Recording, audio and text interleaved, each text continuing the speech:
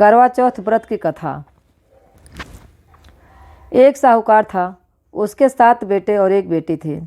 सातों भाई व बहन एक साथ बैठकर भोजन करते थे। एक दिन कार्तिक की चौथ का व्रत आया तो भाई बोला कि बहन आओ बहन भोजन करें। बहन बोली कि आज करवा चौथ का व्रत है, चांद उगने पर ही खाऊंगे।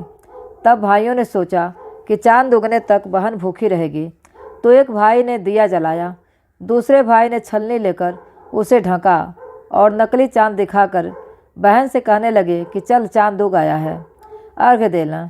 बहन अपनी भाभियों से कहने लगी कि चलो अर्घ्य दें, तो भाभियाँ बोली तुम्हारा चांद उगा होगा, हमारा चांद तो रात को उगेगा।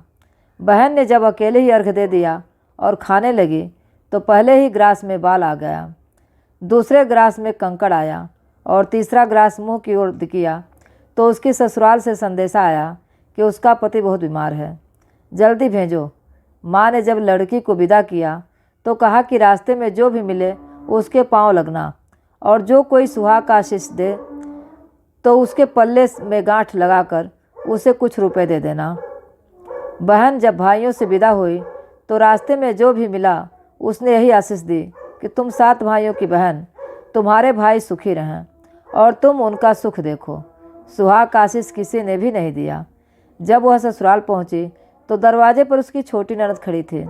वह उसके भी पांव लगी तो उसने कहा कि सुहागिन रहो, सपूती हो। तो उसने यह सुनकर पल्ले में गांठ बांध दी और ननद को सोने का सिक्का दिया। तब भीतर गई तो सास ने कहा कि पति धरती पर पड़ा है, तो वह उसके पास जाकर उसकी सेवा करने के लिए बैठ गई। बाद में सास ने दासी के हाथ बची खुची रोटी भेज दी। इस प्रकार से समय बीतते बीतते मार्गशीर्ष की चौथ आई तो चौथ माता बोली करवा ले भाइयों की प्यारी करवा ले। लेकिन जब उसे चौथ माता नहीं दिखलाई दी तो वह बोली हे माता, आपने मुझे उजाड़ा तो आप ही मेरा उद्धार करोगे, आपको मेरा सुहाग देना पड़ेगा। तब उस चौथ माता ने बताया कि पौष की चौथ आएगी, वह मेरे से बड़ी है, उसे ही सब कहना, वही तुम्हारा सुहाग वापस देगी।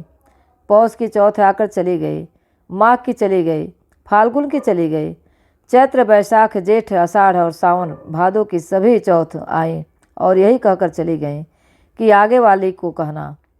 असौज की चौथ आई तो उसने बताया कि तुम पर कार्तिक की चौथ नाराज है, उसी ने तुम्हारा सुहाग लिया है, वही वापस कर सकती है, वही आएगी तो पांव पड़कर विनती करना। यह बताकर वह भी चली गई।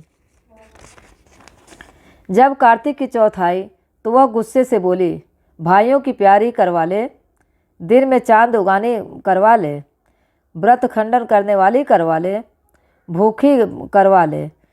तो यह सुनकर वह चौथ माता को देखकर उसके पांव पकड़कर गिड़गिड़ाने लगी।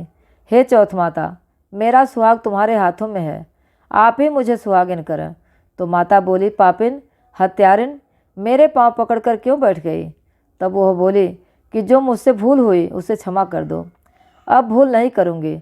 तो चौथ माता ने प्रसन्न होकर आँखों से काजल, नाखूनों में से मेहंदी और टीके में से रोली लेकर छोटी उंगली से उसके आदमी पर छींटा दिया तो वह उठकर बैठ गया और बोला कि आज मैं बहुत सोया। वह बोली क्या सोए, मुझे तो बाहर 12 महीने हो गए, अब जाकर चौथ माता ने मेरा सुहाग लौटाया। तब उसने कहा कि जल्दी से माता का पूजन करो। जब चौथ की कहानी सुनी, करवा का पूजन किया तो प्रसाद खाकर दोनों पति पत्नी चौपड़ खेलने बैठ गए। नीचे से दासी आई, उसने उन दोनों को चौपड़ पासे से खेलते देखा तो उसने सासू जी को जाकर बताया। तब से सारे गांव में यह बात प्रसिद्ध हो गई कि जब सब स्त्रियां चौथ का व्रत करें तो सुहाग अटल रहेगा। जिस तरह से साहूकार की बेटी का सुहाग दिया, उसी तरह से चौथ माता सबको सुहागिन रखें। यही करवा चौथ के उपवास की सनातन महिमा है। बोलिए करवा चौथ माता की जय। माता की दूसरी कथा अति प्राचीन काल की बात है। एक बार पांडु पुत्र अर्जुन तप करने के लिए नीलगिरी पर्वत पर चले गए थे। इधर पांडवों पर अनेक मुसीबतें पहले से ही थीं। इससे द्रौपदी ने शोक विह्वल हो कृष्ण की आराधना की। कृष्ण उपस्थित हुए और पूछा, कहो क्या कष्ट है तुम्हें? प्रभु, द्रौपदी ने हाथ जोड़कर कहा, मुझे क्या कष्ट है? आप तो स्वयं जानते हैं, आप तो अंतर्यामी हैं। मुझे कष्टों को के बोझ से बेहवल कर दिया है।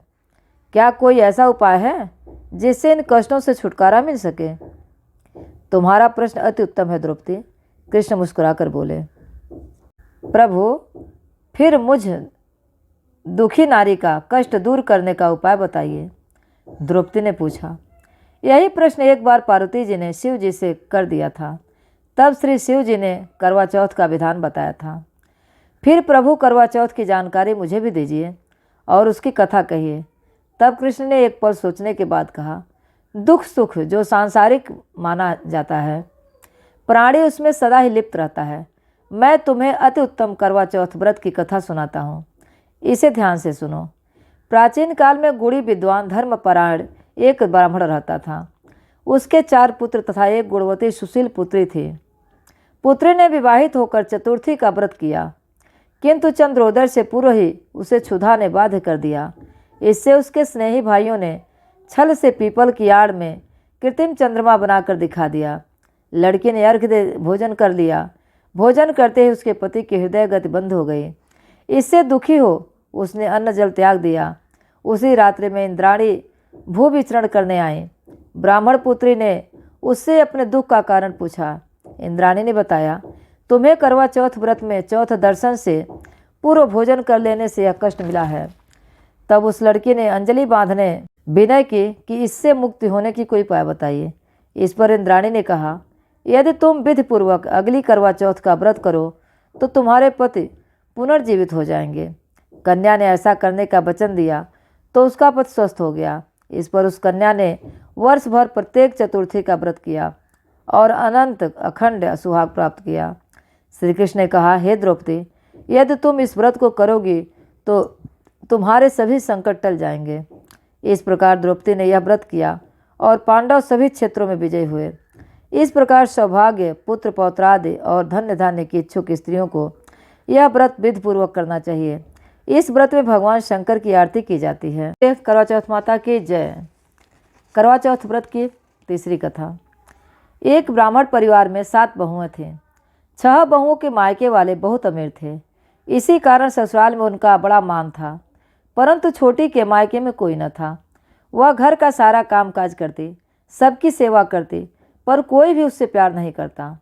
सभी दुत्कारते रहते। तीज त्योहारों पर भी जब उसके मायके से कोई न आता तो वह बहुत दुखी होती। हर वर्ष की तरह इस वर्ष भी करवा चौथ का व्रत आया।